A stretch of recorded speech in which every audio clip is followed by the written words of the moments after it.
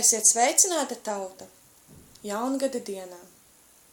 Pirms es sauku savu jaungada vēlējumu, es mazliet gribētu ieskatīties aizvadītajos gados.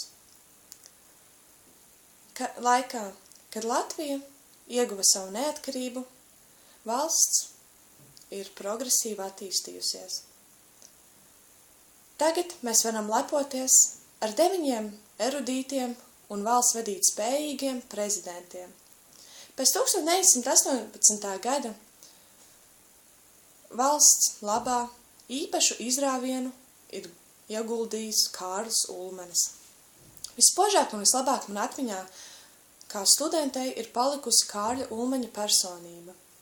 Gan pamatskolas pēdējos gados, gan vidusskolā skolotāji par Kārļa Ulmaņa dzīves gaitām ir stāstījusi ar entuziasmu.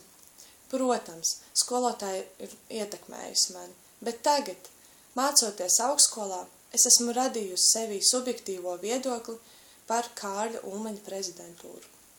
Kārlis Ulmanis veica būtiskas pārmaiņas un reformas valsts sistēmā. Runājot par pārmaiņām, arī aizvadītais 2012. gads ir bijis pārmaiņu pilns.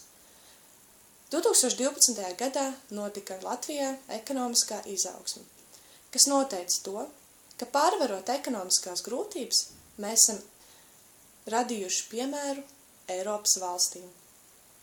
Arī Latvijā ir aizvadītajos gados bijušas nopietnas problēmas, īpaši satversmes grozījumos.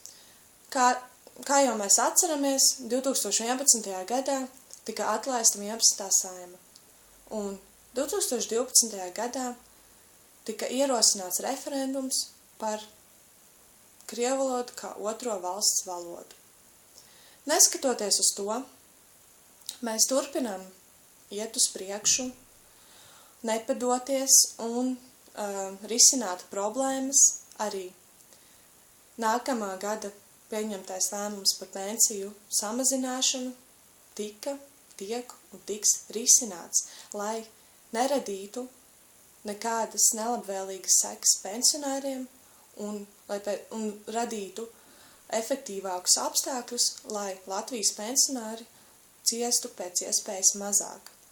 Tauta, gan ar Eiropas Savienības atbalstu, gan ar mūsu gribas spēku, mēs esam panākuši ļoti daudz, un es novēlu, ka mūsu neatlaidība un spēks neatkāpsies arī turpmāk, jo vairāk mēs palīdzēsim un ticēsim, jo lielāks panākumus mēs gūsim.